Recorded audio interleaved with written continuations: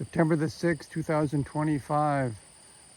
I am on Lowery Creek at the southern end of the driftless area. This is a Class 1 trout stream. It's located on the Kate's Farm near Spring Green, Wisconsin. And this property actually is well known as a showcase for sustainable agriculture. And here's what they are doing. See those cows over there? They are being rotationally grazed throughout this property. This big valley here, this riparian corridor, is being rotationally grazed. And this stream in particular, I am struck by the vegetation here on the stream bank.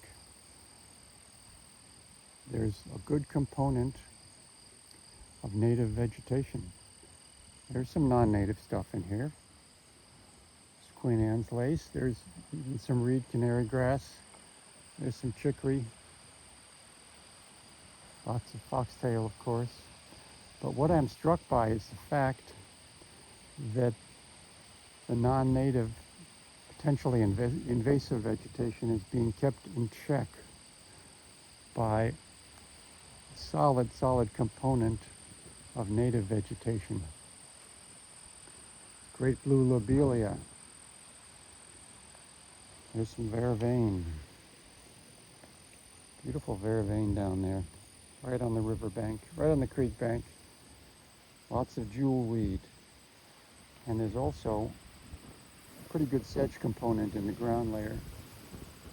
So it is not getting overgrown like we see on so many stream banks, especially where restorations have taken place.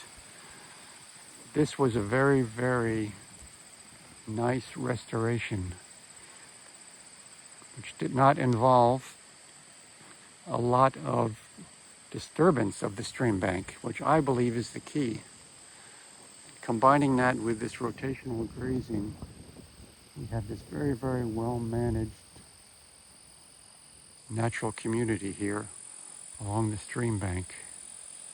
And it is so refreshing to see this that I think we need to educate the restorationists and try to get this approach